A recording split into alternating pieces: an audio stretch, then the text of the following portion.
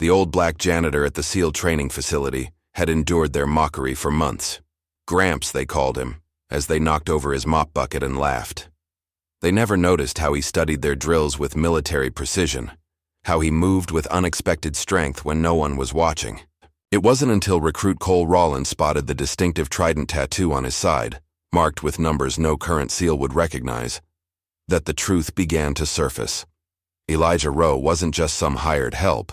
He was a ghost returned from a secret war, a phantom echo operator the government had tried to erase. And his presence threatened powerful men who thought their darkest secrets had stayed buried in Cambodian jungles decades ago. Just before we get back to it, I'd love to know where you're watching from today. And if you're enjoying these stories, make sure you're subscribed, because tomorrow's special episode is one you definitely don't want to miss. The morning sun cast long shadows across the SEAL training compound as a rusted pickup truck rumbled to a stop at the gates. The driver, a weathered local who made deliveries to the base, gestured to the passenger door. "This is as far as I go, old-timer. Base is right through there." Elijah Rowe nodded silently, gathering his worn duffel bag before stepping out into the heat. The truck pulled away, leaving him standing alone before the imposing gates of the YAO, Naval Special Warfare Training Facility. His weathered dark skin had seen decades of sun, his frame thin but wiry, and his eyes, those were what struck people most. Deep-set and observant, missing nothing. The guard at the checkpoint eyed him, with mild confusion. "Help you?" "I'm expected," Elijah said, his voice a low gravel. He produced a folded paper from his pocket. "Custodial staff." The guard scanned the document with obvious disinterest. "Huh, nobody told me about a new hire." He made a call and, after a brief conversation, waved Elijah through with a dismissive gesture. "Report to Building C. Someone will show you around." Elijah stepped onto the compound grounds, his gait steady and deliberate. The facility bustled with activity. Young recruits running obstacle courses, instructors barking orders, the distant crack of gunfire from the range. None spared a glance for the old man with the duffel bag. In Building C, a harried administrative assistant looked up from her desk, surprise flickering across her face. "You must be the new maintenance worker," she said, checking her computer. "Says here you're assigned through the civilian contractor pool, but..." She frowned at the screen. "It doesn't say who specifically authorized your hiring." "Does it matter?" Elijah asked quietly. She hesitated, then shrugged. "Guess not. We need the help. Storage room behind the mess hall has a cot. Probably not what you're used to, but it'll do fine," Elijah cut in, the hint of a smile never reaching his eyes. That afternoon, Elijah began his work quietly. He mopped floors with precise, methodical strokes, cleaned mud from boots left outside barracks doors, and fixed a leaking pipe in the showers without being asked. He moved through the compound like a shadow, speaking only when spoken to, and even then, in the briefest terms possible. By dinner time, his presence had been noted by the recruits, particularly a tight-knit group gathered around a young man, with cold blue eyes and the confident posture of someone who'd never truly been challenged. "Check out Grandpa," Cole Rawlins snickered, nodding toward Elijah as he carefully wiped down tables in the corner of the mess hall. "What did they do, Raid? The retirement home for janitors?" His buddies laughed, loud enough for Elijah to hear, though the old man gave no indication he was listening. "Bet he can't even lift the mop bucket," another recruit added, earning more laughter. At a nearby table sat Logan Vance, his posture perfect, his features sharp and calculating. Unlike the others, he didn't laugh. He watched Elijah with something closer to contempt. "What's a man like that even doing here?" he muttered to no one in particular. "This is the most elite training program in the world, not some charity case for senior citizens." Logan was a second-year recruit, already marked for leadership. His father's company, Vance Defense Technologies, held major contracts with the ES, Department of Defense. Everyone knew Logan was destined for command, possibly beyond the military into the corridors of power his family already navigated. While the men jeered, one of the few female recruits in the program, Raina Cruz, observed. In silence, she noted how Elijah returned each cleaning tool to its exact position, how his movements were deliberate and economical. Nothing wasted, nothing excessive. It reminded her of something, though she couldn't quite place it. When the mess hall emptied, Cole and 2 others lingered behind. They waited until Elijah was carrying his bucket toward the utility closet before Cole stuck out his foot. The water sloshed over Elijah's pants and shoes. "Oops," Cole said with mock innocence. "Guess you missed a spot, Gramps." Elijah looked down at the water, then at Cole, his expression unchanged. He simply set the bucket down and began mopping, again. "What's wrong, old man? Too scared to say something?" one of Cole's friends taunted. Elijah continued working as if they weren't there. The lack of reaction seemed to irritate them more than anger would have. "Let's help him out," Cole suggested, with a smirk. He grabbed a handful of ketchup packets from a nearby table and squeezed them onto the floor Elijah had just cleaned. "There. Now you've got something to keep you busy until bedtime." The recruits laughed as they left, high-fiving each other. Elijah waited until they were gone before cleaning up the mess without complaint or hurry. From the doorway, Master Chief Instructor Barnes watched the scene unfold. He could have intervened but chose not to. Instead, he made a note in his mental file about Cole's behavior, not as a disciplinary concern, but as an observation of character. "This is SEAL training," he muttered to himself as he walked away. "If the old man can't handle a little hazing, he shouldn't be here." That evening, as darkness fell over the compound, Elijah made his way to the tiny storage room that would serve as his quarters. The space was barely large enough for the cot and his duffel, with a small shelf and a naked bulb overhead. He sat on the edge of the cot, rubbing his side where an old injury pulled at his skin. Outside, voices drifted through the thin walls.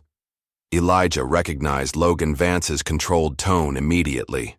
"No, I don't think anyone suspects anything," Logan was saying, his voice hushed but clear to Elijah's trained ear. "But that old man shouldn't be here. If he remembers anything, it could ruin the project." A pause then. "Yes, sir. I understand. I'll keep an eye on him." Elijah's face remained impassive, but his eyes hardened. When the footsteps faded, he carefully pulled up a loose floorboard beneath his cot. From his duffel, he removed a cloth-wrapped bundle and placed it in the hiding space. Before covering it again, his fingers brushed over the contents: an old SEAL badge, worn with years of handling, and a faded photograph of 6 men in jungle camouflage, their faces smudged with tactical paint. "They're trying to erase us," he whispered to the silent room. "But ghosts don't disappear so easily." The next morning, as dawn broke over the compound, 2 recruits struggled to move a heavy machine part for the obstacle course. Sweat poured down their faces as they attempted to lift the metal contraption. "Need a hand?" a voice called. They turned, expecting to see one of the instructors, only to find Elijah standing there, mop in hand. One recruit snorted. "No offense, Pops, but if we can't lift it." Before he could finish, Elijah set down his mop, bent at the knees, and hoisted the metal piece onto his shoulder in one fluid motion. The recruits gaped as he carried it to the designated spot and set it down with precision. "All about leverage," Elijah said quietly, then picked up his mop and continued on his way. Later that day, as recruits ran drills on the firing range, a sudden explosion from a flashbang grenade used in the adjacent tactical training area caused everyone to flinch. Elijah, who had been sweeping nearby, froze. For a brief moment, his eyes widened, seeing not the training compound, but dense jungle, foliage, hearing not practice rounds but the real thing. The screams of villagers, the smell of burning thatch, the sickening thud of bodies hitting mud. His hand instinctively moved to his side, where shrapnel had torn through flesh decades ago. A recruit noticed and smirked, misreading the reaction as fear rather than a combat veteran's flashback. "Scared of a little noise, Gramps?" the young man called out. Elijah straightened, the moment passing as quickly as it had come, and resumed his sweeping without acknowledgement. That night, as the compound fell quiet, Elijah sat alone in his tiny room. He removed the floorboard again and took out the photograph, studying the faces of men who had been his brothers in all but blood, men whose existence had been systematically erased from official records. "Still here," he whispered to them, "still watching." The morning sky bloomed with streaks of orange and pink as Raina Cruz assembled her rifle for marksmanship training. She'd always been meticulous, her hands moving with practiced efficiency, but something felt off. The sight wobbled slightly when she tested it, almost imperceptible, but enough to affect accuracy at distance. "Your forward mount is loose," a quiet voice said behind her. Cruz turned to find Elijah standing there, a bucket of cleaning supplies in hand. He nodded toward her rifle, then continued walking past. "Check your 6, always," he added without looking back. Cruz examined the forward mount and found it was indeed loose, something she might not have noticed until failure on the range. She tightened it, then watched Elijah's retreating form with newfound curiosity. Later that day, Cruz found Elijah's mop bucket filled with used motor oil instead of cleaning solution. She saw him discover it, saw the flicker of resignation cross his features before he quietly emptied it and refilled it properly. No complaints, no seeking out the culprits. That night, Cruz was heading back to her barracks when she glimpsed Elijah through the partially open door of the maintenance shed. He sat hunched over something small, his large hands surprisingly gentle.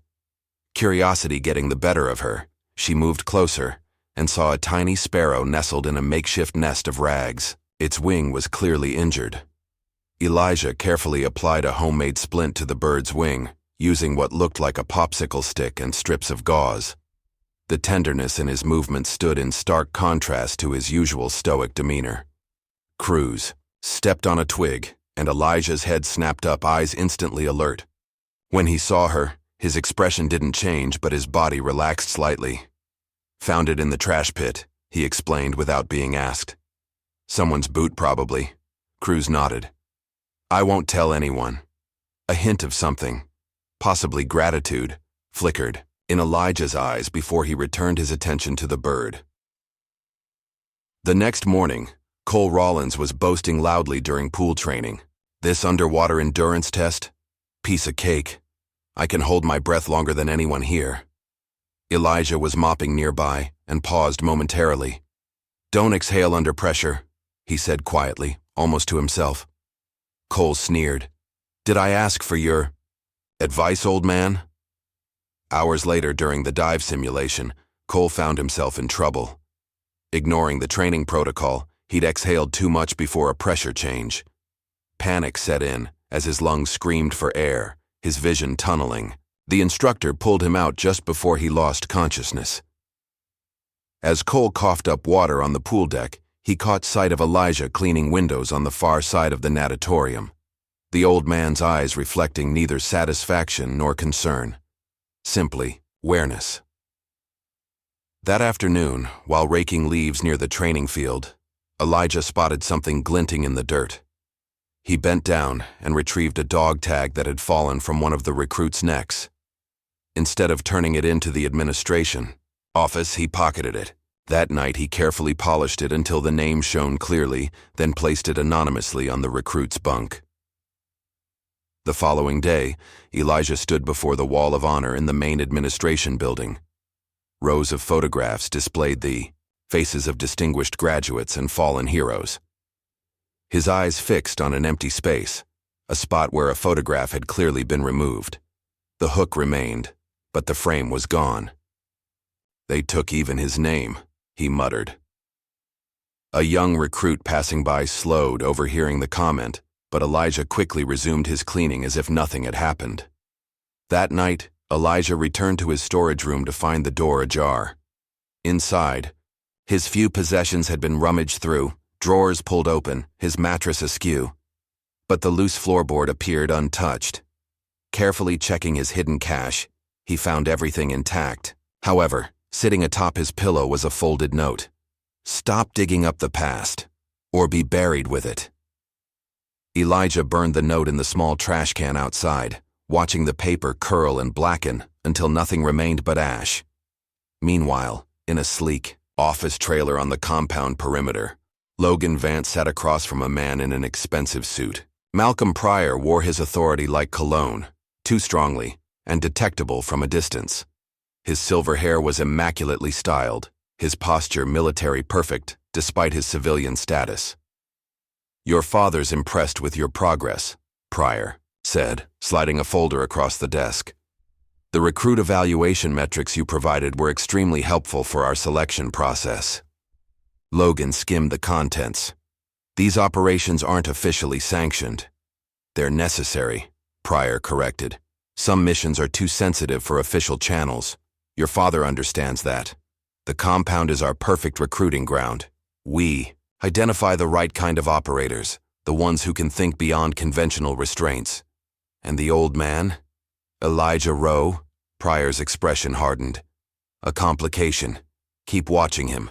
Report anything unusual. If he starts connecting with any of the recruits, particularly about Cambodia, I need to know immediately. The next day, during a forced march in punishing heat, one of the younger recruits collapsed. His body temperature had spiked dangerously, and he lay convulsing on the ground as the instructor radioed for the medical team. Before anyone could react, Elijah appeared from the nearby groundskeeping shed. He dropped to his knees beside the recruit and quickly loosened the young man's collar and belt. He elevated the recruit's feet, then pulled a bandana from his pocket, soaked it with water from his canteen, and placed it on specific pulse points, behind the neck, at the wrists, and on the temples. By the time the medical team arrived, the recruit's condition had stabilized. The lead medic looked at Elijah in surprise. "How did you know to do that? Those are jungle field techniques for heat exhaustion." Elijah simply shrugged. "Seen it before," he said, then walked away as the medics took over. That evening, Cruz sat, with a small group of recruits around a small fire pit, enjoying a rare moment of downtime. The conversation turned to military legends, stories of impossible missions and heroic operators. "My father told me a story once," Cruz said. Her voice low. "He served in Vietnam and he swore it was true. There was a SEAL who led unauthorized rescue operations in Cambodia, the kind of missions that officially never happened." The recruits leaned in closer as she continued. They called him a ghost soldier. No name in the reports, no recognition, just rumors that when American POWs were abandoned for political reasons, this one operator would go in anyway. According to my father, he saved dozens of lives that the government had written off. "Sounds like bullshit," one recruit scoffed. "No one operates alone like that." "My father wasn't a man who believed in fairy tales," Cruz replied firmly. "He said this SEAL moved like a shadow, never spoke much but could read terrain and people with uncanny precision. Said he had this way of watching everything, missing nothing. Always returned his gear to exact positions." The description hung in the air, and several recruits involuntarily glanced toward the maintenance shed, where Elijah was known to work late into the night. The next morning, Elijah was fixing a broken pipe in the shower facility when Cole entered, still toweling off after swimming laps. Elijah kept working, halfway under the sink cabinet, his shirt riding up slightly as he reached for a wrench. Cole's eyes caught something on Elijah's exposed side, a tattoo partially visible beneath an old scar. It appeared to be the distinctive Navy SEAL trident, but with something unusual underneath it. The numbers 6874 and an emblem Cole didn't recognize. Before Cole could get a better look, Elijah pulled his shirt down and slid out from under the sink. Their eyes met briefly, and Cole felt an unexpected chill at the intensity of the old man's gaze. Later that day, his curiosity piqued. Cole lingered after hours in the computer lab. When the instructor stepped out, he quickly accessed a restricted training terminal, searching for any references to the odd emblem he'd glimpsed.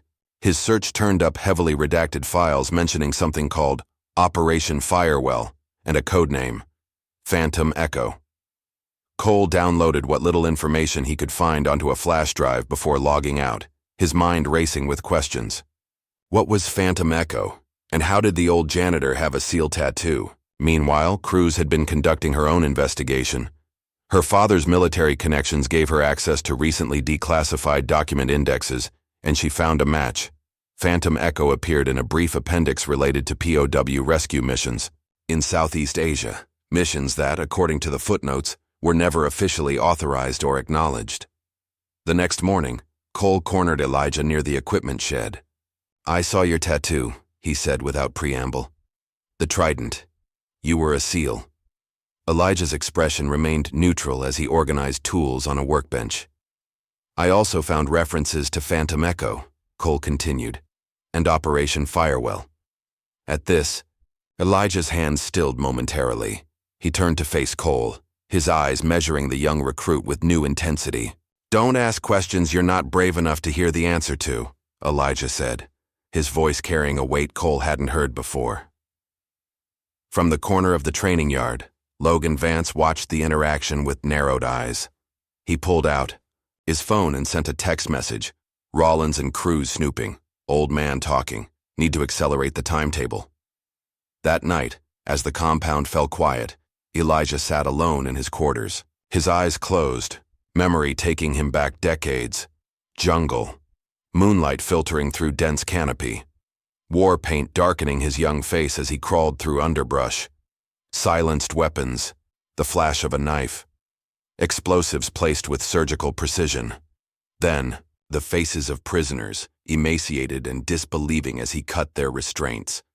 The radio crackling with orders from command. "Abort mission. Political situation changed. Leave the hostages. Return to extraction point." And his own voice, clear and defiant. "Negative. Mission continues. All assets extracted." The memory faded as Elijah opened his eyes. On his cot lay a dead crow, its neck broken. Beneath it, a note. "Ghosts can die again too." With practiced calm, Elijah wrapped the bird in cloth and took it outside. Behind the maintenance shed, he dug a small hole next to where he had buried the sparrow days earlier. He placed the crow inside, covered it with dirt, and burned the threatening note. As he turned to go back inside, he spotted Cruz standing in the shadows, watching. "You've been busy," he said quietly. She stepped forward. "I found something in the archives. A letter addressed to you, returned as undeliverable. The envelope was stamped, 'Recipient disavowed.'" Elijah's expression didn't change, but something flickered in his eyes. "Inside was a medal recommendation," Cruz continued, "and a sticky note that said, 'No recognition, no controversy.'" Elijah studied her face. "Be careful, Recruit Cruz. People who ask too many questions about Phantom Echo tend to disappear." "Like Jackson did?" Cruz asked. "He was defending you yesterday to the other recruits. Today they're saying he voluntarily dropped out. But his gear is still in his locker and his car's still in the parking lot." Elijah's jaw tightened. "Go back to your barracks. Forget what you've seen and heard." "I can't do that," Cruz replied firmly. "Not anymore." Before Elijah could respond, the mess hall door banged open. Logan Vance strode in with several of his cronies, headed straight for the food line where Elijah's dinner tray waited. With deliberate slowness, Logan picked up Elijah's tray and dumped its contents onto the floor. "Clean it up, old man," he sneered. "That's what you're here for, isn't it?" The room fell silent. Every recruit watched as Elijah looked down at the scattered food, then back at Logan's challenging stare. "You should pray you never have to learn why I kept my hands to myself," Elijah said quietly. For the first time, a flicker of uncertainty crossed Logan's face. Something in Elijah's tone, not threatening but absolutely certain, sent a chill through the room. Logan recovered quickly, forcing a laugh as he walked away with his friends. But Cruz had seen it, that moment of doubt, and she knew the balance in the compound had just shifted in ways no one yet understood. The morning after Logan's confrontation with Elijah, the compound buzzed with whispered conversations. Word of the old man's ominous response had spread through the barracks overnight. Many recruits who had previously joined in the mockery now regarded Elijah with wary curiosity. Cole Rawlins couldn't shake the image of the tattoo he'd glimpsed on Elijah's side. The sealed trident was unmistakable, but those numbers, 6874, and that strange emblem beneath it, haunted his thoughts. During their morning run, he fell into step beside Cruz. "I need to talk to you," he said between measured breaths. "About the old man." Cruz gave him a sidelong glance. "What about him?" "Not here," Cole replied, noticing Logan watching them from several yards back. "Meet me behind the equipment shed after lights out." That evening, Cole waited anxiously in the shadows. Cruz appeared silently, making him jump when she spoke. You're jumpy for a future SEAL. Jesus, he hissed. Don't do that. What's so important you're risking demerits for breaking curfew? She asked. Cole glanced around before speaking. I saw a tattoo on Elijah's side yesterday. A sealed trident, but with numbers and some kind of old emblem underneath. Cruz's expression sharpened. What numbers? 6874. Mean anything to you? Years, maybe? Cruz suggested. Vietnam era, extending into post-war operations. That's not all, Cole continued. I did some digging in the restricted terminal. Found mentions of something called Operation Firewall and a code name, Phantom Echo. Heavily redacted, but I downloaded what I could find. He pulled out a flash drive and handed it to Cruz. Everything's encrypted, but I thought your computer skills might. Quiet, Cruz whispered suddenly, pulling Cole deeper into the shadows. Footsteps approached, then passed by. Logan, Vance, and 2 instructors were making a late-night inspection round. What's he doing with the instructors at this hour? Cole whispered when they were gone. Vance has connections, Cruz replied. His father's company, Vance Defense Technologies, has its fingers in everything military.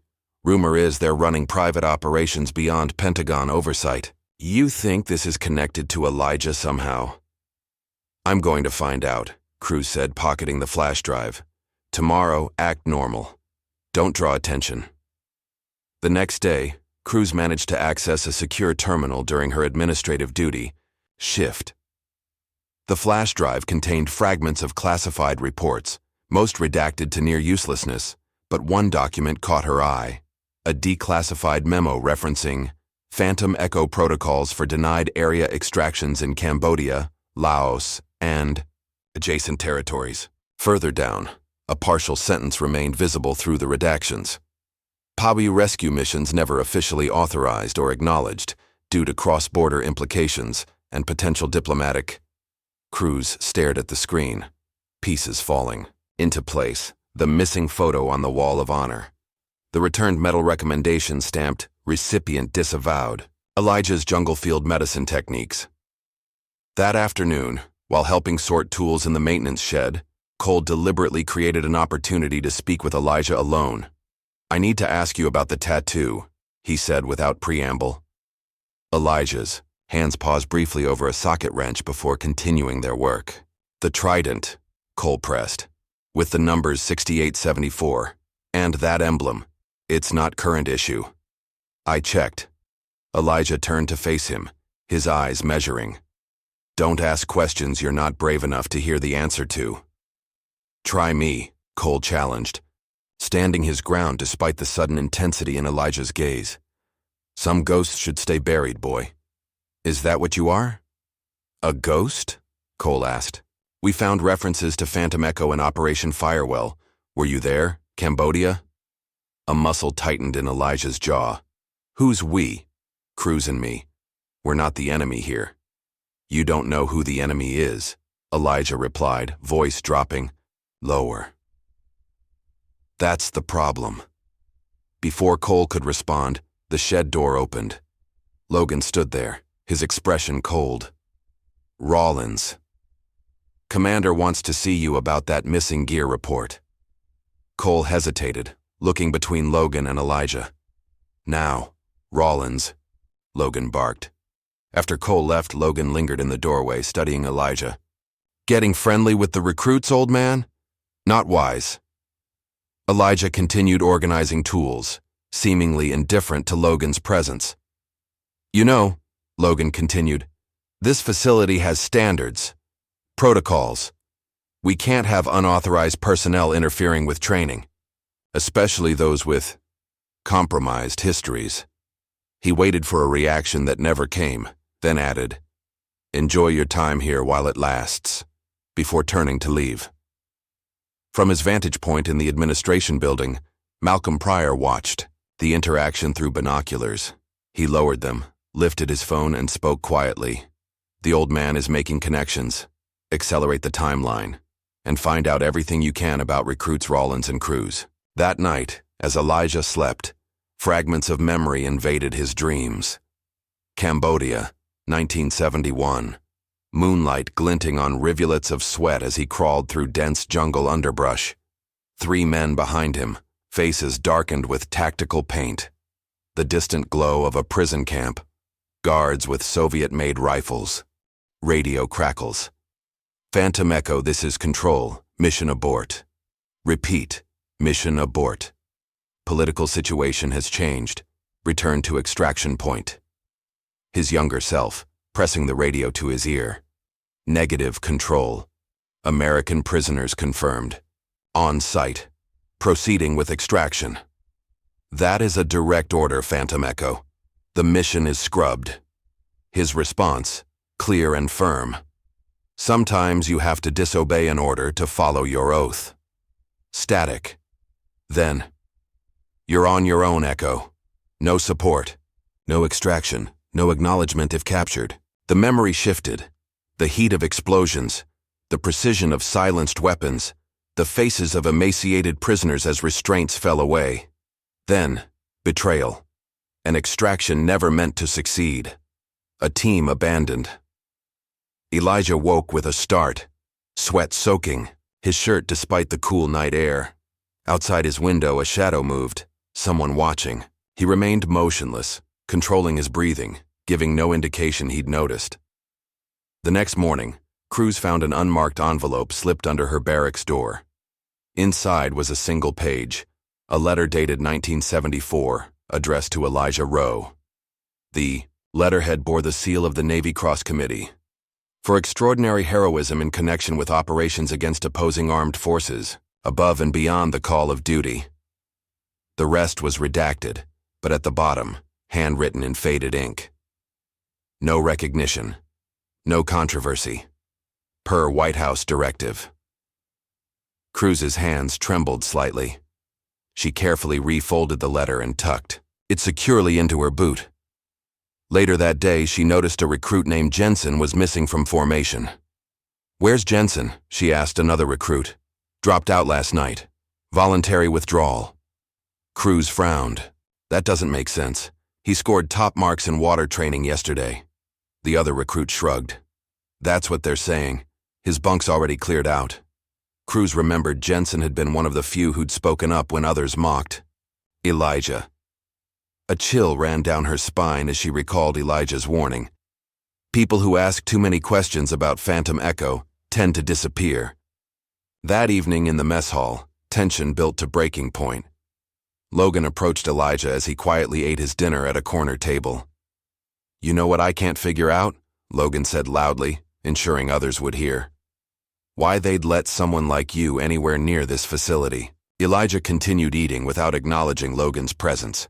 Irritated by the lack of response, Logan knocked Elijah's tray to the floor, food splattering across the polished concrete.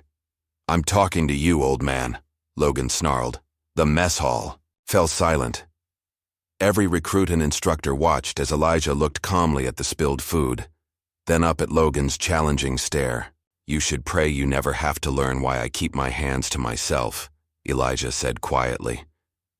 Something in his voice, not threatening but absolutely certain, made several recruits shift uncomfortably in their seats. Logan's face flushed with anger at the repeated phrase. "Is that a threat?" he demanded. "No," Elijah replied, rising slowly to his feet. "It's experience talking." For a fleeting moment, the stooped custodian seemed to straighten, his presence filling the space in a way that made even Logan take a half step back. Then, as quickly as it appeared, the transformation was gone. Elijah bent to clean up the mess, once again just an old man doing his job.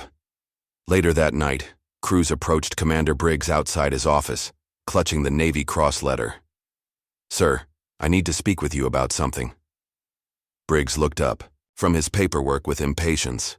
"It's after hours, Recruit Cruz. It's about Elijah Rowe, sir, and Operation Firewell." Briggs froze, his expression shifting from annoyance to something sharper. He glanced around the empty hallway, then gestured Cruz inside his office and closed the door. "Where did you hear that name?" he demanded quietly. "Sir, I found this," Cruz said, placing the letter on his desk. "And Cole Rawlins discovered references to Phantom Echo in the classified database." Briggs stared at the letter, his face paling slightly. "You need to stop this investigation immediately," he said, his voice tight. "For your own good. Sir, with respect, there's something wrong happening here. Recruits who associate with Rowe are disappearing. Jensen is gone. Jackson vanished last week. That's enough, Cruz," Briggs cut in. "Return to your barracks and forget about this. That's an order." Cruz straightened, weighing her next words carefully. "Sir, if Elijah Rowe was a SEAL who served his country, why is his record being erased? Why is he being treated this way?"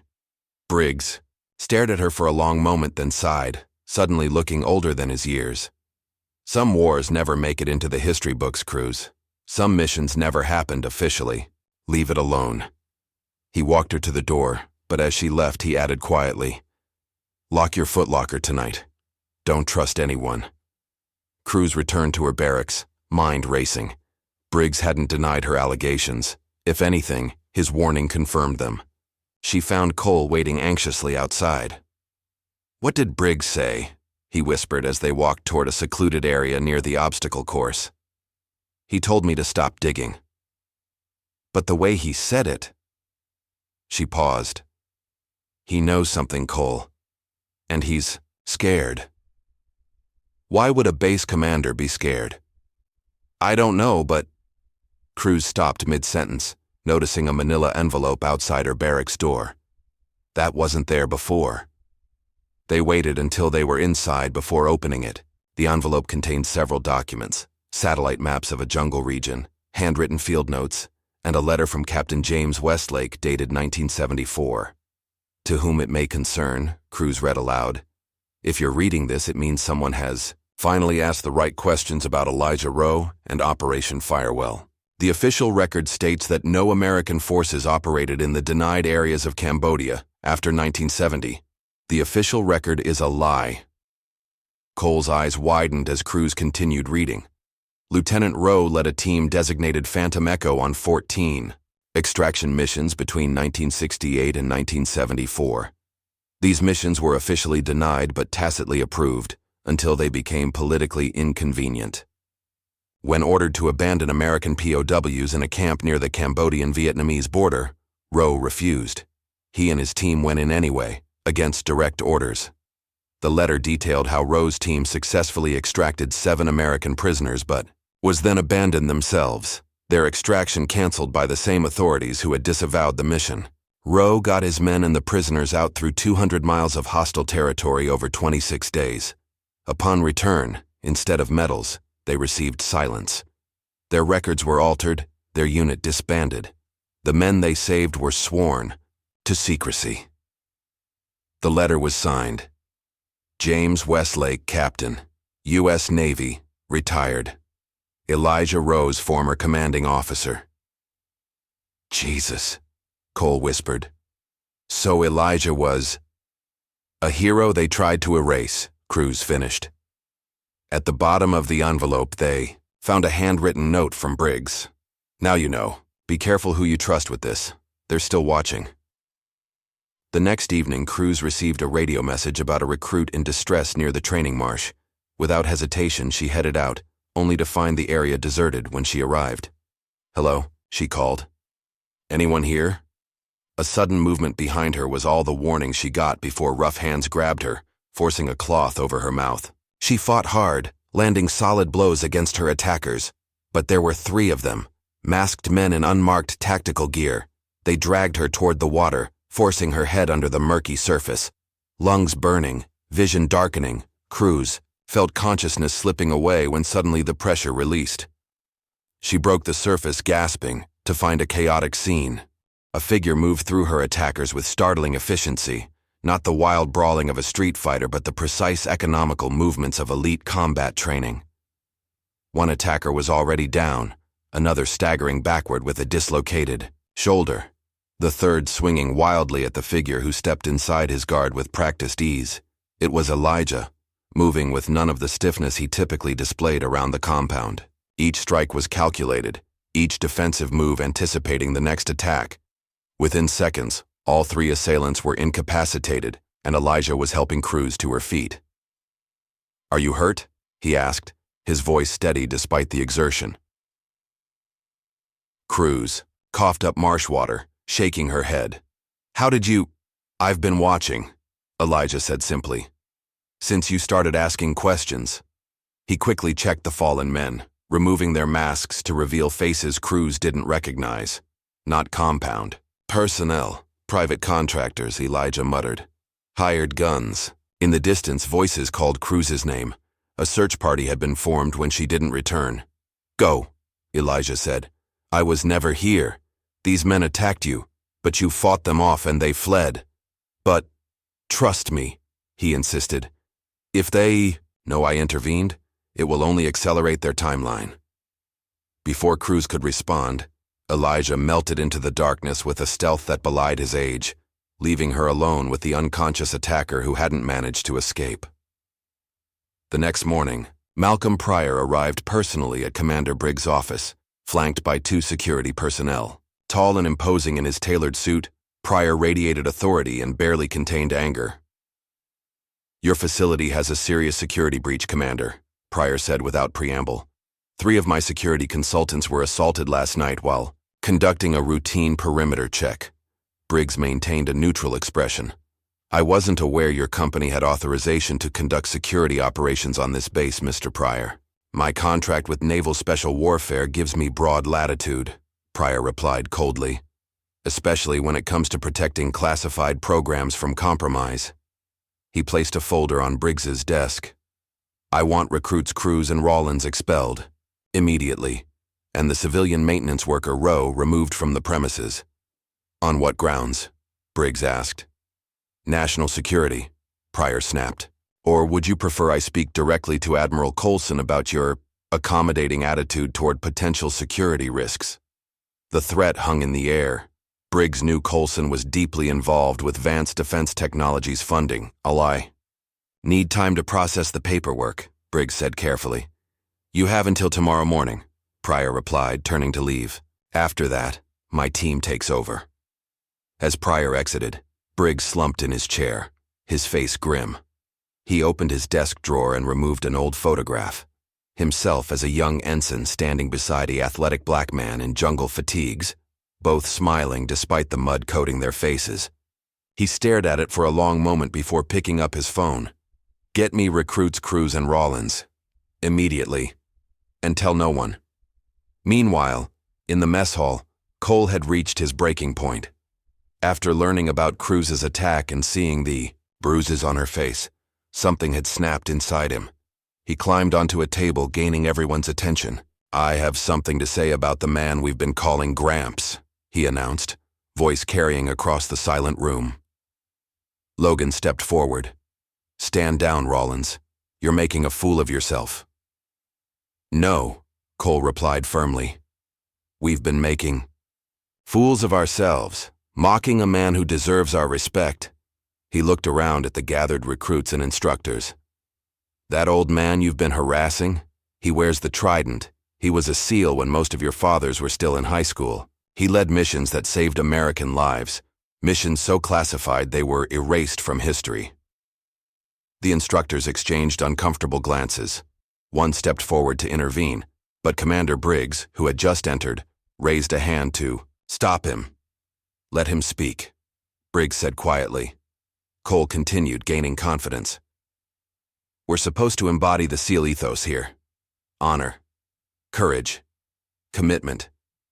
But what honor is there in tormenting an old warrior? What courage in ganging up on him?" The room remained silent, many recruits looking down in shame. "You want to know who Elijah Rowe really is?" Cole asked. "He's what we're all training to become, and most of us will fall short." At this, Briggs stepped forward. "He outranks us all," he said quietly. "We just didn't know it." Murmurs spread. Through the mess hall, Logan's face darkened with anger as he stalked out, shoving past recruits in his path. Later that afternoon, Cruz and Cole sat in Briggs's office, joined by Elijah, who stood quietly by the window. "I owe you an explanation," Briggs began, addressing Cruz and Cole. "And an apology." He turned to Elijah. "To all of you." He opened a desk drawer and removed a weathered folder stamped "Eyes Only" in faded red ink. "I was a young officer when Lieutenant Rowe led Phantom Echo," he said. "Not part of the team, I was too green, but I processed their mission reports. Officially, they conducted reconnaissance. Unofficially, we went where others couldn't," Elijah said, speaking for the first time. "Did what others wouldn't." Briggs nodded. When the political winds shifted, when those missions became inconvenient truths, the brass ordered everything buried, records altered, team members reassigned to remote posts or pressured out of service entirely. "And you went along with it," Cruz observed. Briggs looked down. "I was following orders. I didn't understand the cost until later." "Why is Elijah here now?" Cole asked. "After all these years?" "Because someone is trying to resurrect Phantom Echo," Elijah answered. "Not to save lives, but as a private enterprise. Deniable operations for profit." "Advanced defense technologies," Cruz realized aloud. "They're recruiting from this facility?" Briggs nodded grimly. "Malcolm Pryor heads their Special Projects Division. Logan Vance is their inside man, identifying candidates who show the right ethical flexibility." "But why target Elijah?" Cole pressed. "Because I know where the bodies are buried," Elijah said simply. "Literally and figuratively. And because my old team is still out there, the ones who survived. Pryor doesn't want anyone connecting those dots." A knock at the door interrupted them. Briggs's aide entered, looking concerned. "Sir, there's a situation. MPs are here with a warrant for Elijah Rowe's arrest, charges of sabotage and unauthorized presence in restricted areas." Briggs stood. "Stall them. Say he's being questioned about an unrelated matter." After the aide left, Briggs turned to Elijah. "We don't have much time." "I never expected any," Elijah replied calmly. "What do we do now?" Cruz asked. "You stay out of it," Elijah said firmly. "Both of you. This isn't your fight." "Like hell it isn't," Cole retorted. "They tried to drown Cruz. They're expelling us. We're already in this." "And we're not the only ones," Cruz added. "There are other recruits who've seen enough to know something's wrong." Briggs looked torn. "Pryor has powerful connections. This could end all your careers before they begin." "Some things matter more than careers," Cole said, glancing at Elijah. "You taught us that, Commander, through his example." Elijah studied them both, seeing determination in their eyes that reminded him of his own team, decades earlier. Finally, he nodded. "If you're in, you're all in," he warned. "No halfway." "We're in," Cruz said without hesitation. Cole nodded in agreement. Briggs opened a secure cabinet and removed a small hard drive. "Everything I've been able to gather on Pryor's operation. It's not much, but it's a start." Elijah took it with a nod of thanks. Outside, they heard the heavy footsteps of military police approaching. "Go out the back," Briggs told them. "I'll handle this." As Cruz and Cole slipped out through the rear door, Elijah paused, fixing Briggs, with an intense stare. "You know what happens when you corner a ghost, Commander?" he asked quietly. Briggs met his gaze. "What?" "He stops hiding." Elijah's voice carried absolute certainty. Then he was gone, following the recruits into the gathering darkness, leaving Briggs to face the MPs alone. In the compound security office, Logan watched the surveillance feed with growing anger. He grabbed his phone and dialed Pryor. "They're running," he reported. "The old man and those two recruits. Briggs is helping them." "Intercept them," Pryor ordered. "Use whatever force necessary. No one leaves that compound tonight." Logan smiled coldly. "With pleasure."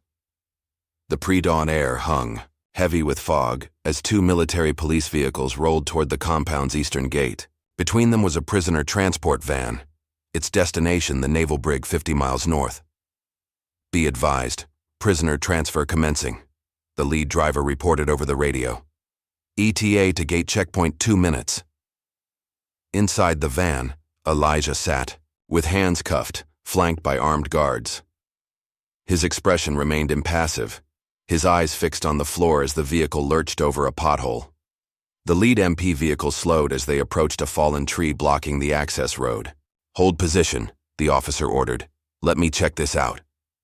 As the officer stepped from his vehicle, the road suddenly plunged into darkness, the compound's perimeter lights cutting out simultaneously. The guards tensed, hands moving to weapons. "Ewen, the hell?" one muttered. A soft thump on the van's roof was their only warning before the rear doors flew open. In the chaos that followed, the guards never had a chance to fire a single shot. Precise strikes, to throat, temple, wrist, left them unconscious, but unharmed. "Move," a voice hissed from outside. Elijah stepped over the fallen guards, hands somehow free of the cuffs, and melted into the darkness. Behind him, the transport van's dashboard camera captured only shadows and static. When reinforcements arrived 15 minutes later, they found the vehicles intact, the guards restrained, with their own handcuffs and no sign of the prisoner or his rescuers. Malcolm Pryor slammed his fist on the desk as he reviewed the footage. "How does an old man overpower 4 armed MPs?" he demanded. The security chief cleared his throat nervously. "Sir, the camera evidence suggests he had help, at least 2 others." "Cruz and Rawlins," Pryor growled. "Find them, now." He turned to Logan Vance, who stood silently at the back of the room. "You assured me this would be handled discreetly." "We underestimated them," Logan admitted stiffly. "No," Pryor corrected, eyes cold. "You did. I want every exit monitored, every inch of this compound searched. No one sleeps until Rowe is found." As Pryor's team mobilized, 3 figures moved silently through the dense woods beyond the compound's northern perimeter. Cruz led the way, her training evident in each careful step. Cole followed, carrying a backpack filled with supplies hastily gathered during their escape. Elijah brought up the rear, his movements fluid and silent despite his age. 2 miles to the rendezvous point, Cruz whispered, consulting a small GPS device Briggs had provided. "You sure your contact will be there?" Cole asked Elijah. The old man nodded once. "Eddie Burke hasn't let me down in 40 years. He won't start now." They pushed deeper into the forest, avoiding trails and staying under the canopy to evade thermal imaging from drones that had begun circling overhead. After an hour of careful progress, they reached a small clearing where an ancient pickup truck sat waiting, its engine cold but ready. A grizzled white man with a silver beard emerged from behind a tree, shotgun lowered as he recognized Elijah. "Damn, Ghost," he said with a half-smile. "You look terrible." "Feel worse," Elijah replied, the ghost of a smile crossing his face. "Eddie, meet Cruz and Rawlins." Eddie Burke nodded to the young recruits. "So these are the ones with enough sense to listen to you. Good, we're gonna need smart ones, Mart." "For what?" Cole asked. Eddie exchanged a look with Elijah before answering. "For waking the ghosts." The truck took them to a remote cabin set deep in the mountains, accessible only by a winding dirt road that would challenge even military vehicles. Inside, to Cruz and Cole's surprise, they found communications equipment that rivaled the compound's command center. "Welcome to Echo Nest," Eddie said as he fired up the systems. "Been maintaining this place since '78. Just in case." "In case of what?" Cruz asked. "In case they ever came after us again," a new voice answered. They turned to see an Asian man in his 70s standing in the doorway, his wiry frame belying the strength still evident in his stance. "Sam Park," he introduced himself with a slight, "We're Phantom Echo, demolition specialist." Elijah stepped forward, clasping the man's hand firmly. "It's been too long, brother." 18 years, Sam agreed. "Not since Hayworth's funeral." Over the next hour, as Eddie worked the communications array, 2 more aging men arrived. Michael Winters, a tall black man with a prosthetic left leg, and Frank Delgado, a broad-shouldered man with deep laugh, lines and watchful eyes. "The gang's almost all here," Winters said, his deep voice filling the cabin. "Just like old times." Elijah's team, Phantom Echo, reunited after decades apart. As the night deepened, they gathered around a table where Elijah spread out maps and the hard drive information from Briggs. "Pryor's running a private military operation using SEAL training as a recruiting ground," Elijah explained to Cruz and Cole. "Black ops for hire, no oversight, no accountability." "Why come after you now?" Cole asked. after all these years? Because of what we know, Frank answered, tapping the map. Cambodia, 74, the mission they disavowed. We didn't just rescue those POWs, Sam continued. We found evidence of illegal weapons testing, chemical agents the U.S. officially denied developing. We documented everything, Elijah added. Filed it in our report before we knew they were going to bury the whole operation. And now Pryor's company has the contract to clean up old testing sites, Michael concluded. If that documentation ever surfaces, billions in liability, Cruz realized, plus criminal charges. Pryor can't risk exposure, Eddie said, turning from his computer. That's why he's been systematically erasing Phantom Echo from history, destroying records, discrediting survivors, and now hunting us directly, Elijah finished grimly. As dawn broke, Eddie received encrypted messages from his network of veterans and supporters. Phantom Echo cells, they called themselves. Reports flowed in. Compound security had been doubled, and Pryor had brought in private, military contractors to supplement the MPs. He's militarizing a training facility, Cruz said in disbelief as she reviewed drone footage smuggled out by sympathizers. And Briggs is letting him? Cole asked. Briggs is under house arrest, Eddie reported, reading from a secure channel. Official story is he's under investigation for security breaches. Elijah's expression darkened. Pryor's getting desperate. That means he'll make mistakes. Or become more dangerous, Sam cautioned. While the older men planned, Cruz pulled Cole aside. I need to tell you something, she said quietly. Some of the recruits are organizing resistance inside the compound. They reached out through Eddie's network. Who? Cole asked, surprised. Jackson's back. Turns out he was just locked in isolation, not gone. And Martinez, Lee, about a dozen others. They've been watching, listening. They know something's wrong. Cole nodded slowly. What are they planning? They need guidance, leadership, Cruz said. Someone to coordinate them with what we're doing out here. You're thinking of going back in, Cole realized, his face showing concern. One of us has to, Cruz replied. Before they could discuss further, Elijah called them back to the table. Pryor's forces are moving, he announced, pointing to a satellite feed. They've located one of our old dead drops near the compound. They're bringing in excavation equipment. If they find the documentation, Frank began. They won't, Elijah assured them. But they're getting close. We need to accelerate our timeline. The plan they developed was audacious. While Elijah and his team would move to intercept Pryor's excavation crew, Cruz would covertly return to the compound to organize the sympathetic recruits. Cole would coordinate between the groups, establishing secure communications and supply lines. It's too dangerous, Cole argued when Cruz's role was explained. Pryor will be watching for you. That's why it has to be me, Cruz countered. They'll expect us to stay together. Splitting up gives us tactical advantage. Elijah studied her, with newfound respect. She thinks like us, Michael, he said to his teammate. Michael nodded. Reminds me of you in the old days. Too smart for her own good. Despite concerns, the plan was set in motion. That night, using Eddie's network of contacts, Cruz was smuggled back toward the compound in a supply truck, while Elijah and the team prepared to move against Pryor's excavation site. Before departing, Elijah took Cruz aside. Trust no one but your heart, he told her. When things get chaotic, and they will, that's your most reliable compass. Cruz nodded solemnly. I won't let you down. I know, Elijah replied. That's what worries me. As Cruz infiltrated the compound perimeter, the division among the recruits had become increasingly visible. Loyalty lines had been drawn. Those who supported the questioning of authority versus those who adhered strictly to the chain of command. Most of them aligned with Logan. Using the cover of darkness, Cruz contacted Jackson and the core group of resistors. They gathered secretly in the maintenance shed where Elijah had once tended the wounded Sparrow. The compound's being used as a recruiting ground for illegal operations, Cruz explained in hushed tones. Pryor is selecting candidates for off-book missions, things no oversight committee would approve.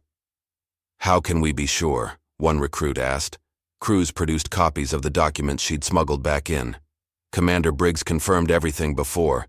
They put him under house arrest. The evidence was compelling. Recruitment profiles marked with psychological assessments focusing on moral flexibility and extreme loyalty to direct command rather than ethical frameworks. Logan's been helping them, another recruit added.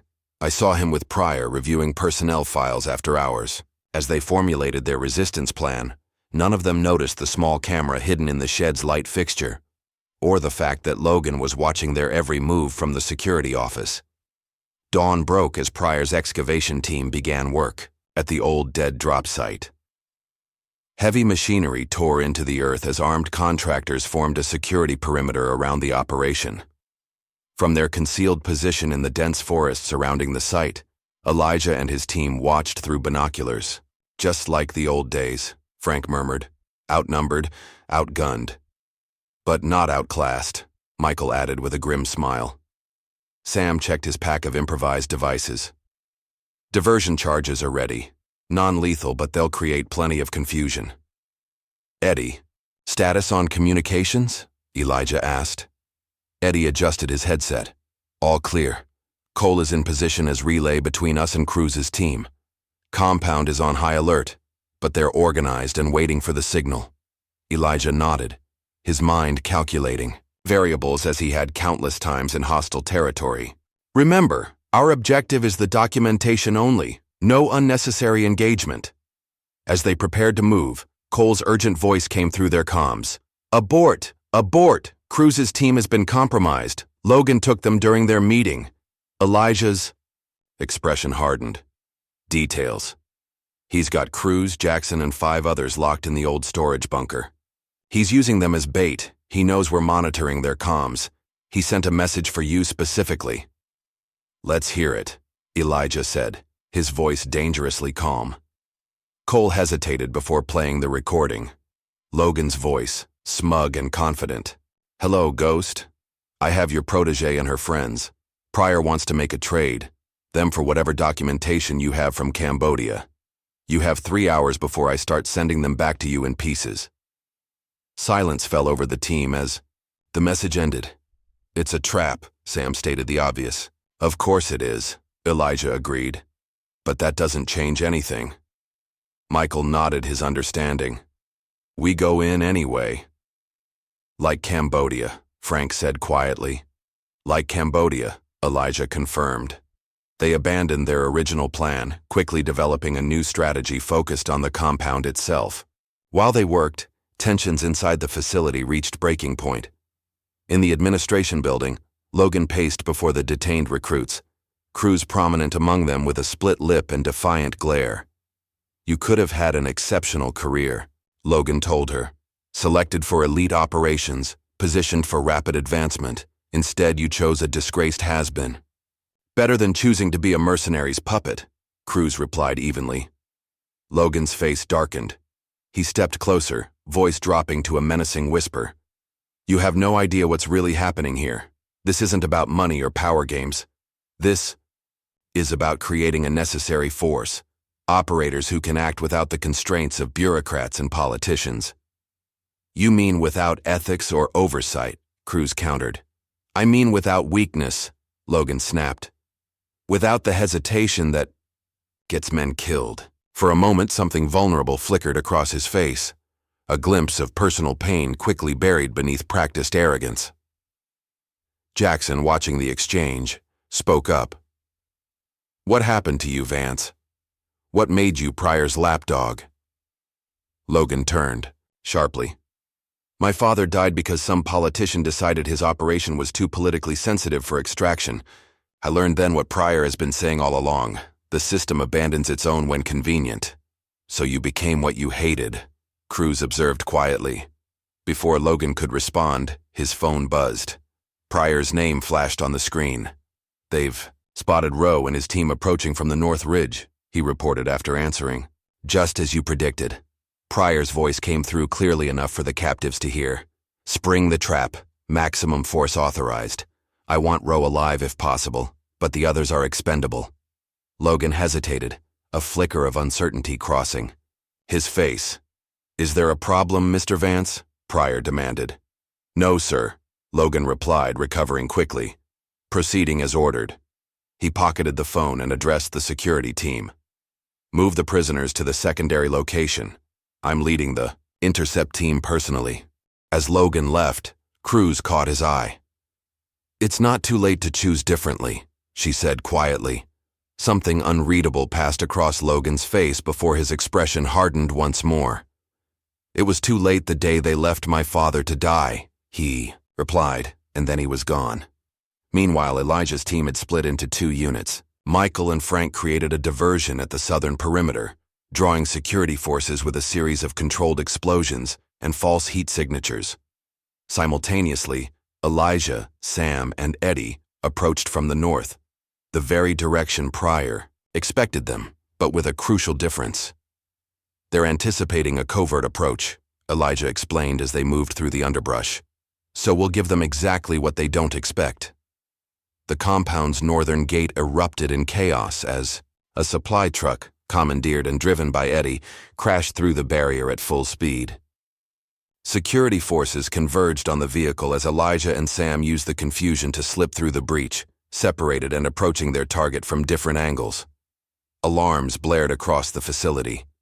Pryor, monitoring from the command center, smiled coldly as reports flooded in. "Rowe's team is splitting up," a security officer reported. "One group at the south perimeter, another breaching north." "Just as anticipated," Pryor nodded. "Direct Logan's team to intercept Rowe at Building C. That's where he's headed, to the prisoners." But Elijah was not headed to Building C.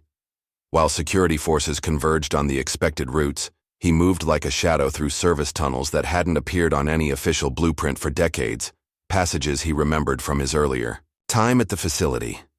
In the maintenance shed where Elijah had once tended the Sparrow, Sam quickly assembled his equipment. As Phantom Echo's demolitions expert, he'd spent decades perfecting non-lethal options.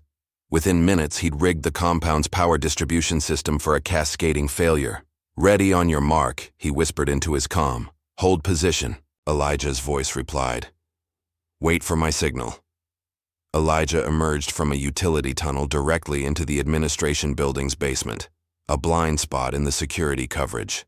Moving silently up the stairs, he encountered a lone guard whom he subdued with practiced efficiency, a precise strike rendering the man unconscious before he could raise an alarm. Accessing a computer terminal, Elijah confirmed what he'd suspected. The prisoners weren't in Building C at all, but in the old underground storage bunker beneath the command center, where Pryor himself was coordinating the response. "Sam now," he whispered into his comm. Across the compound, lights flickered and died as Sam's cascade took effect. Emergency systems activated, bathing corridors in dim red lighting. Digital locks reset to manual operation. Surveillance cameras went dark. In the command center, Pryor cursed as monitors went black. "Get backup power online now." "Systems not responding, sir," a technician reported frantically. "Something's overriding the protocols." "It's him," Pryor realized, face paling slightly. "Secure this room," but it was too late. The door to the command center opened, revealing Elijah standing calmly in the threshold. Behind him, 2 security guards lay unconscious on the floor. "Hello, Malcolm," Elijah said quietly. "It's been a long time." Pryor's hand moved toward his sidearm, but Elijah's voice stopped him. "I wouldn't. Sam has rigged this entire building with non-lethal suppressants. One wrong move activates them all." "What do you want?" Pryor demanded, attempting to maintain his authority despite the fear evident in his eyes. "The truth," Elijah replied simply. "About Cambodia, about Operation Firewell, about what happened after." Pryor's expression twisted. "You want the truth? The truth is you disobeyed direct orders. You compromised national security for your misguided heroics." "I saved American lives," Elijah countered calmly. "Lives you and your superiors were willing to sacrifice." "For the greater good," Pryor snapped. "Those men knew the risks. Their sacrifice would have secured our position with the Vietnamese government." "Their sacrifice? Or your promotion?" Elijah asked, stepping closer. "You were the liaison officer who canceled our extraction. You left us to die because the mission threatened your career advancement." The revelation hung in the air as the command. Center staff watched in stunned silence. "Where are my people?" Elijah asked, his voice carrying quiet menace. Before Pryor could answer, the door behind Elijah burst open. Logan stood there, weapon raised. "Drop it, old man!" Elijah didn't move, his eyes still fixed on Pryor. "Your father was a good man, Logan. He wouldn't recognize what you've become." Logan's aim wavered slightly. "You don't know anything about my father." "William Vance, Force Recon." "I pulled him out of a POW camp in '72, Elijah said quietly. "He gave me this before we parted ways." He slowly reached into his pocket and withdrew a tarnished coin, a Marine Corps medallion with distinct notches cut into its edge. Logan's face drained of color.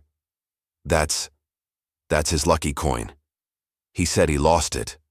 "He gave it to the man who saved him," Elijah corrected gently. "A man who disobeyed orders to leave him behind." The weapon in Logan's hand trembled visibly now. "He died anyway," Logan said, voice cracking slightly. "Years later, another operation, no extraction. And Pryor told you it was because of men. Like me," Elijah guessed. "Men who wouldn't follow the system." Logan's eyes darted to Pryor, who remained stone-faced. "He told me it was because of bleeding hearts in command who wouldn't authorize necessary measures," Logan admitted. "He said his company would never abandon its operators like that." "He lied," Elijah said simply. "Malcolm Pryor was the officer who denied your father's extraction. I've seen the documentation." Logan's world seemed to collapse around him as he turned to Pryor. "Is that true?" "It was a military necessity," Pryor began, but the excuse fell flat even to his own ears. The conflict in Logan's eyes resolved into cold clarity. In one fluid motion, he lowered his weapon from Elijah and turned instead to the control panel, entering an override code. Security doors throughout the facility unlocked, including the bunker holding Cruz and the others. "You used me," Logan said to Pryor, his voice deadly quiet. "You used my father's memory to make me your puppet." Pryor's hand moved suddenly to a concealed weapon, but Logan was faster. He tackled Pryor as the shot went wild, the two men crashing into equipment as they struggled. "Go!" Logan shouted to Elijah over his shoulder. "Get your people out! I've got this." Elijah hesitated only a moment before disappearing down the corridor toward the bunker. When he arrived, Cruz and the others were already free, having taken advantage of the unlocked doors. "Where's Logan?" Cruz asked, noticing Elijah's expression. "Making his choice," Elijah replied grimly. "We need to move. Now." As they navigated the darkened corridors toward the extraction point, a deafening explosion rocked the command center behind them. Flames and smoke billowed from shattered windows. Cruz stopped, staring back at the destruction. "Logan?" Elijah placed a hand on her shoulder. He knew what he was doing. Their escape was chaos, alarms, gunfire, confusion. But with Sam's diversions, Eddie's coordination, and Michael and Frank providing covering fire from strategic positions, they made it to the rendezvous point where vehicles waited. As they sped away from the compound, Cruz looked back at the facility now partially engulfed in flames. "What happened back there? With Logan?" "He found his honor," Elijah said quietly. "Sometimes that's all we can hope for." Miles away, as dawn broke over the mountains, they regrouped at a secondary safe house. Reports came in confirming Pryor had survived, but was severely injured. The compound was in disarray with conflicting chains of command and spreading rumors about the night's events. "And the documentation?" Michael asked. Elijah patted his pocket where he'd secured a small flash drive, right where we left it all those years ago, in plain sight on the wall of honor, inside the frame of our missing team photo. "What now?" Cole asked, the question on everyone's mind. Before Elijah could answer, Eddie burst into the room, his face ashen. "We've got a problem. A big one." He turned up the volume on his communications array, where an intercepted transmission played clearly. "Package secured. Transporting to Site Bravo for questioning. Phantom Echo survivors are the priority targets now." They've captured someone. Frank realized aloud. Eddie nodded grimly. One of our old team, and that's not all. He pulled up a satellite image on his monitor, revealing a heavily fortified compound deep in the mountains. I've identified Site Bravo. It's not just a detention facility. It's where they're holding all of them. All of who? Cruz asked, though the growing dread in her stomach told her she already knew. The rest of Phantom Echo, Elijah answered, his voice tight with controlled emotion. The men they told us were dead. Our brothers. They've been prisoners all this time. The room fell silent as the revelation sank in. For Elijah and his team, the mission had just become deeply personal. They're using them as bait, Michael said. Finally. They know we'll come. Of course we will, Elijah replied, steel in his voice. Just like Cambodia, we leave no one behind. The mountain air hung crisp and cold around the remote cabin as dawn broke. Inside, Elijah and his team pored over satellite imagery of Site Bravo, a fortified compound nestled in a valley 20 miles north. 3 guard towers, motion sensors along the perimeter, and at least 20 armed personnel, Michael noted, tracing the facility's outline on the map. This isn't just a detention site, it's a black site. Electronic countermeasures too, Eddie added, checking his equipment readings. They're jamming most frequencies within a 2-mile radius. Sam studied the approach routes. Terrain works. Against us. Exposed slopes on 3 sides, steep cliff face on the 4th. They'll see us coming. Not if we don't come from the ground, Elijah said quietly. All eyes turned to him as he pointed to a ridgeline overlooking the compound. Halo insertion here, under cover of the storm front moving in tomorrow night. We drop in darkness, using the weather as cover. Frank shook his head. We're not exactly in our prime for high-altitude jumps anymore, Ghost. That's why we're not all going, Elijah replied. Small team, surgical approach. I'll take point. Not alone you won't, Cole interjected firmly. I've got Halo certification. I'm going with you. Elijah studied the young recruit's face, seeing determination that reminded him of himself decades ago.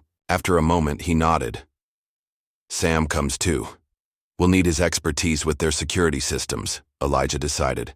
Michael and Frank coordinate ground support and exfiltration. Eddie maintains communications relay from here. Cruz, who had been silently studying the satellite feeds, looked up. What about me? You have the most important job, Elijah told her. You take the documentation we recovered and get it to Commander Briggs's contact at Naval Intelligence. If we don't make it back, that evidence is our insurance policy. Cruz started to protest, but the look in Elijah's eyes stopped her. This wasn't negotiable. How many prisoners are we talking about? Cole asked, returning to the mission parameters. Eddie pulled up thermal imaging captured during a satellite pass. Heat signatures suggest 6 individuals in the north quadrant of the facility, consistent with detention cells. Minimal movement patterns indicate restraints or limited mobility. 6, Elijah repeated, a mixture of pain and hope crossing his face. That matches our missing team members. Michael placed a hand on Elijah's shoulder. After all these years, could they really have kept them alive this whole time? They're valuable assets, Frank reasoned. Former SEAL operators with specialized training, Pryor's company probably, used them as training resources, interrogation subjects, maybe even experimental test cases. The thought hung heavy in the air, making their resolve even stronger. We have 24 hours to plan and prep, Elijah stated, his voice taking on the command tone that came naturally after years of leadership. Every contingency, every detail, we get one shot at this. While they prepared, Cruz took Elijah aside. There's something you should know before you go.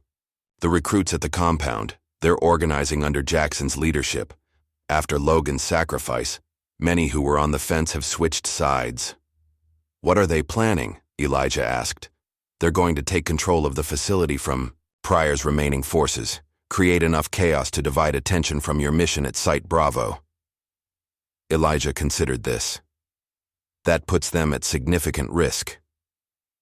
They know, Cruz affirmed. They made their choice, the same one you made in Cambodia. doing what's right over what's ordered. A hint of pride flickered in Elijah's eyes. Tell them to wait for our signal. Coordinate with Eddie on timing. The next 24 hours passed in meticulous preparation. Equipment was checked and rechecked, entry and exit routes memorized, contingency plans established. Despite their age, Elijah and his team moved with the practiced precision of men who had never truly left the battlefield, muscle memory and tactical thinking as sharp as ever.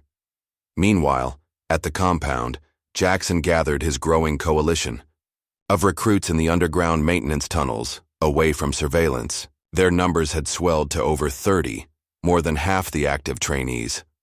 Tomorrow night we take back our facility, he told them quietly. Not for ourselves, but for what it represents, the true values of the service we joined. Honor, courage, commitment. What about the instructors? A recruit asked. Some are still loyal to Pryor.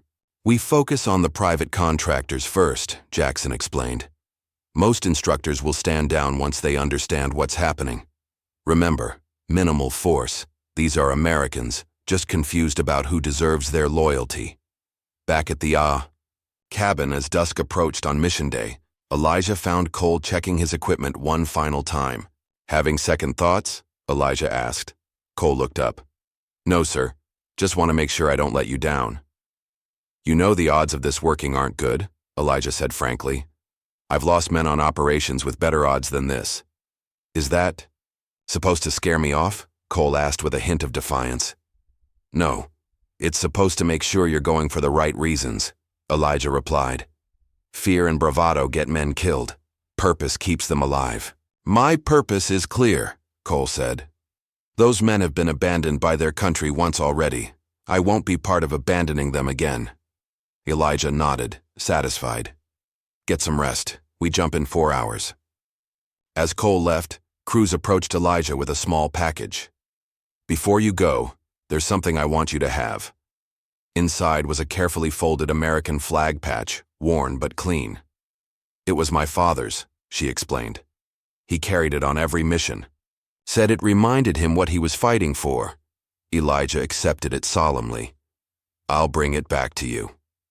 You better, she replied, voice firm despite the emotion in her eyes. All of you. That night, as storm clouds gathered on the horizon, a small unmarked helicopter lifted off from a clearing 5 miles from the cabin. Inside, Elijah, Cole, and Sam sat in silence, each man lost in his own thoughts as they ascended toward the jump altitude. At the compound, Jackson's team initiated their operation. Using knowledge of the facility's infrastructure, they systematically disabled security systems and isolated Pryor's remaining forces. The storm knocked out power, forcing systems to emergency backups, creating the perfect distraction. At 20,000 feet, the helicopter door slid open. Wind howled as rain began to pelt the aircraft. Elijah, Cole, and Sam checked each other's equipment one final time before moving to the door. On my mark, Elijah shouted above the wind. Remember, 90-second freefall. Deploy at 6,000 feet. Steer for the North Ridge. Cole and Sam nodded, faces set with determination behind their oxygen masks. Go, Elijah commanded, and they plunged into the stormy darkness. The free fall was disorienting. Wind, rain, and cloud cover, making visual navigation nearly impossible. They relied on altimeters and years of training, maneuvering through the turbulent air toward their target. At 6,000 feet, parachutes deployed. The sudden deceleration jolted Cole, but he recovered quickly, adjusting his lines to compensate for the crosswinds. Through breaks in the clouds, he glimpsed Site Bravo below, a collection of lights amidst the darkness of the surrounding forest. Their landing was textbook precision, despite the challenging conditions. Within minutes, they had buried their chutes and begun their approach to the facility. Eddie, comms check, Elijah whispered into his throat mic. Reading you 5 by 5, Eddie's voice crackled in their earpieces. Compound operation is underway. You have approximately 30 minutes before Pryor's people realize something bigger is happening. Sam led them to a maintenance access point he had identified from the schematics, a ventilation system for the facility's generator room. As Site Bravo's youngest builder, It had fewer of the retrofitted security measures found in newer black sites. "Cutting now," Sam murmured, applying a specialized thermal tool to the grate. "Silent breach in 3, 2, 1. The grate came, free, and they slipped inside, navigating the tight confines of the ventilation system until they reached an access panel above a utility corridor. "Guards?" Elijah asked. Cole, using a fiber-optic camera, checked the hallway. 2, stationary at the junction, 50 feet north. Elijah nodded. "Standard approach. Sam, systems? Ready to trigger a localized power fluctuation on your mark. Execute." The lights in the corridor flickered and died. Before the emergency systems could engage, Elijah and Cole had dropped from the ceiling and neutralized both guards with practiced efficiency, precise strikes rendering them unconscious without noise. They moved quickly through the facility, using Sam's electronic countermeasures to create blind spots in the security coverage. Each checkpoint brought them closer to the detention area indicated by the thermal signatures. Meanwhile, at the training compound, the situation had escalated rapidly. Jackson's team had secured the main administrative building and communications center, but Pryor's loyalists were putting up fierce resistance around the armory. "We need to hold them back," Jackson ordered his team. "Keep the pressure on so they can't send reinforcements to Site Bravo." Inside Site Bravo, Elijah's team reached the detention wing. A reinforced door with electronic lock stood between them and their objective. 8-digit rotating encryption, Sam whispered, examining the panel. "I can bypass it, but it'll take time we don't have." Elijah studied the door, then touched a small scar above his eyebrow, an old tell his teammates would recognize. "We're not bypassing it," he decided. "We're using their security against them." He explained his plan quickly. Minutes later, Sam triggered a fire suppression system in an adjacent sector. As expected, 2 security personnel rushed to investigate. Passing through the detention wing, Cole, positioned in an alcove, created a momentary distraction while Elijah incapacitated the lead guard. The second turned, reaching for his weapon, but Sam was already there, a precise strike to the pressure point at the base of the skull dropping him instantly. Using the guard's credentials, they finally accessed the detention wing. What they found inside stopped them cold. 6 men in medical beds connected to monitoring equipment, some with feeding tubes and IVs. They appeared unconscious but alive. Faces gaunt, bodies thin from years of confinement, but undeniably the missing members of Phantom Echo. "My God," Sam whispered, approaching the nearest bed. "It's David and Richard. They're all here." Elijah moved to the central bed where a dark-skinned man lay, his face lined with years of suffering but still recognizable as William Harris, Elijah's former second-in-command. "Will," Elijah said softly, gripping his old friend's hand. "We're here, brother. We came back for you." To their surprise, Will's eyes fluttered open. Recognition dawned slowly in his gaze. "Ghost," he rasped, voice weak from disuse. "Took you. Long enough." A ghost of a smile crossed Elijah's face. Traffic was hell.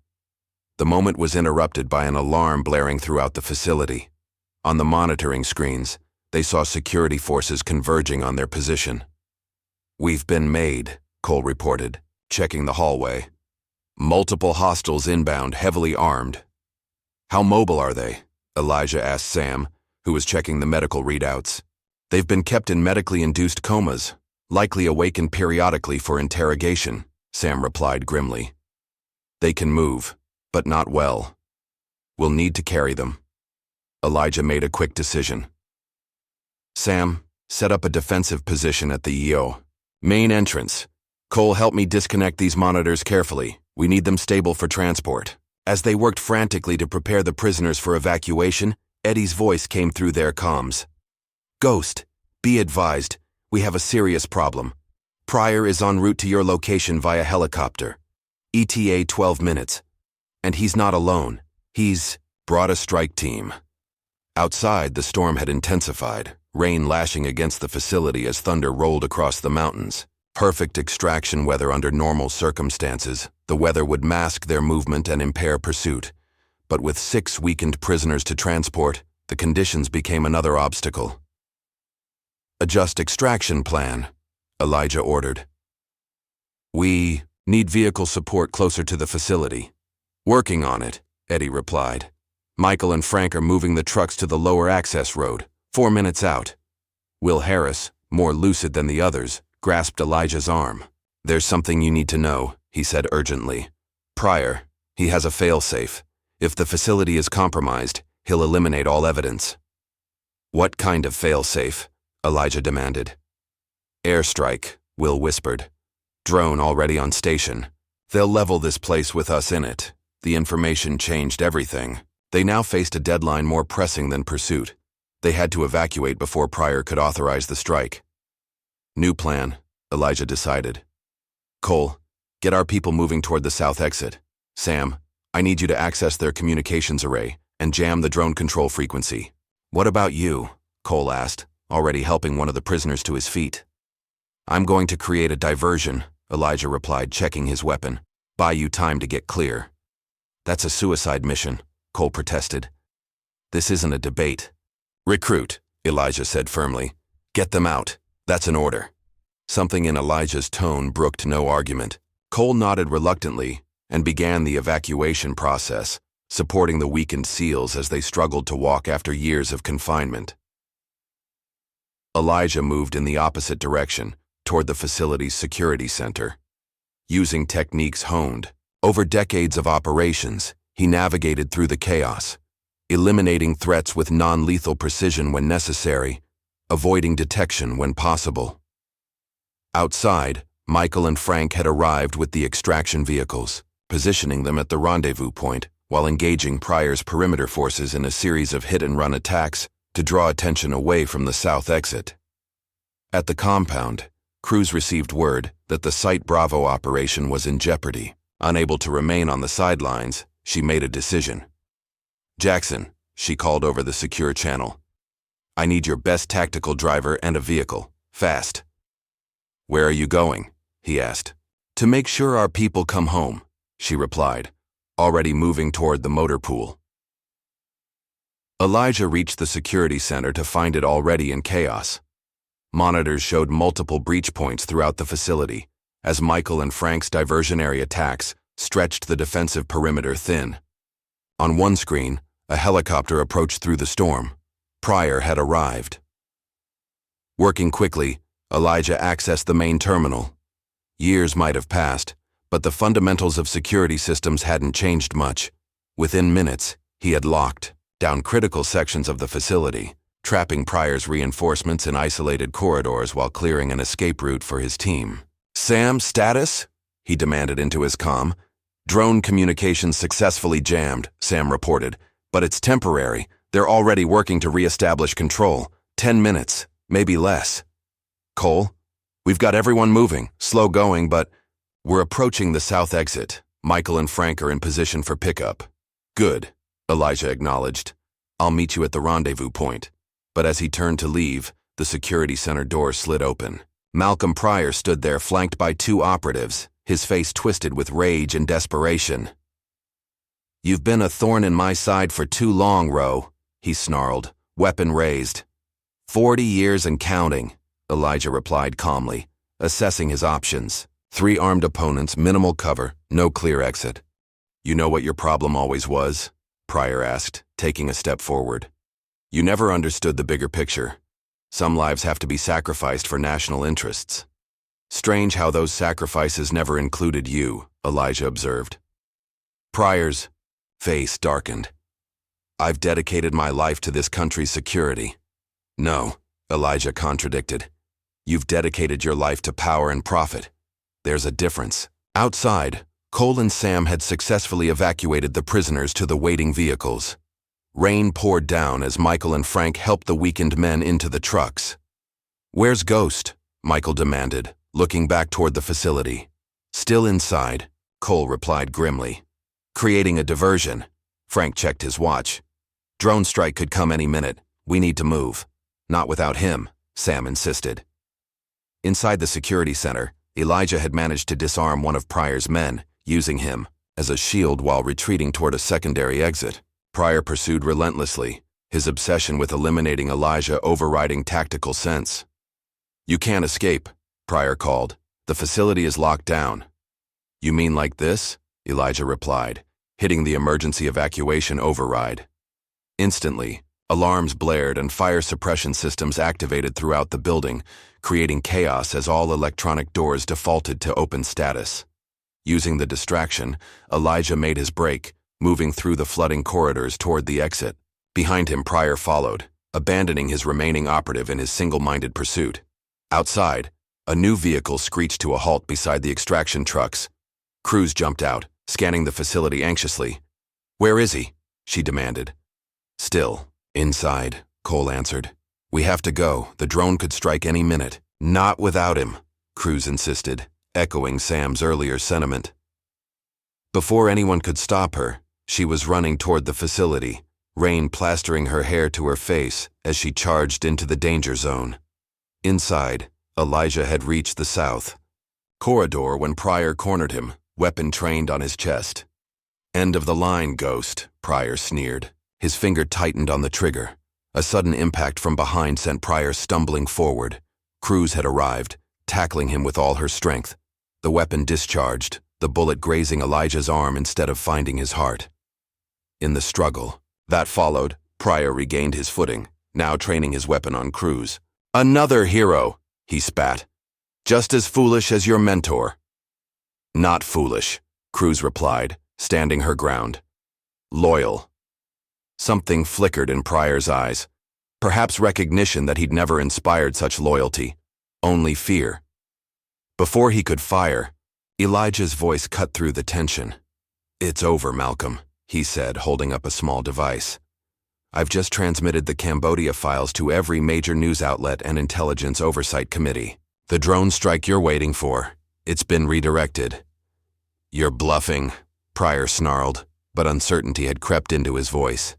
"Am I?" Elijah asked calmly. "Check your secure channel." Pryor hesitated, then tapped his earpiece. What he heard drained the color from his face. "That's right," Elijah confirmed. "Your authorization codes have been revoked pending investigation. Your private army is standing down as we speak. The NSA has already secured your servers." "Impossible," Pryor whispered. "I had 40 years to plan this," Elijah reminded him. "Did you think I came back just to fix plumbing?" In a final act of desperate rage, Pryor lunged toward them, but Cruz was ready. A perfectly executed takedown left Pryor face down on the floor, stunned and defeated. "Nice form," Elijah noted appreciatively. "I had a good teacher," Cruz replied, with the hint of a smile. Together, they secured Pryor and made their way to the extraction point, emerging from the facility just as a convoy of official vehicles approached. Not Pryor's private forces, but naval intelligence, led by Commander Briggs himself. "Cutting it close, Ghost," Briggs called through the rain. "Dramatic timing," Elijah replied. "Always was my weakness." In the aftermath, as dawn broke over the mountains, the full scope of the operation came into focus. Pryor was in custody, facing charges of treason, kidnapping, and human rights violations. His network was being dismantled, his political protectors scattering in the face of overwhelming evidence. At the training compound, now secured by Jackson and his coalition, the returning team was met with respectful silence as the rescued SEALs were carefully transferred to medical transports. Years of captivity had taken their toll, but doctors were optimistic about their recovery. Will Harris, stronger than the others, approached Elijah as they prepared to depart. "You never gave up," he said quietly. "Phantoms don't disappear," Elijah replied, clasping his old friend's hand. "Not the real ones." In the days that followed, healing began, not just for the rescued men, but for the institution they had served. Commander Briggs, reinstated with commendations, initiated a comprehensive review of training protocols, emphasizing ethical leadership alongside tactical excellence. Cruz offered a leadership position in the reformed program, accepted with one condition: that the true story of Phantom Echo be taught to every recruit as a lesson in both the cost and meaning of service. Cole, forever changed by the experience, found himself drawn to a new specialization: recovery operations for personnel left behind. The lessons from Elijah shaped his approach to command and duty. And Elijah himself? He chose to fade back into the shadows, visiting only the small memorial garden where they placed a marker for Logan Vance, acknowledging his final act of courage. On his last day at the compound, Elijah stood before the Wall of Honor, now restored with all the missing photographs in their rightful places, including the full Phantom Echo team, their service finally acknowledged. Cruz found him there, contemplative, in the morning light. "Will you disappear again?" she asked. "Ghosts never truly disappear," he replied. "We just find different shadows to haunt," she smiled slightly. "The recruits are asking for you. They want to hear your stories." "My stories aren't all suitable for telling," Elijah warned. "Then tell them what they need to hear," Cruz suggested. "About honor, about never leaving anyone behind." Elijah considered this, then nodded slowly. "One lesson, then I'm gone." Before departing, he pressed something into Cruz's palm, a small tattoo of the Phantom Echo emblem. "For those who need to remember," he said quietly. That evening, as Elijah walked away from the compound for the final time, he passed a young recruit staring at his photograph on the Wall of Honor with reverence. "I hear the ghost is back," the recruit whispered to a companion.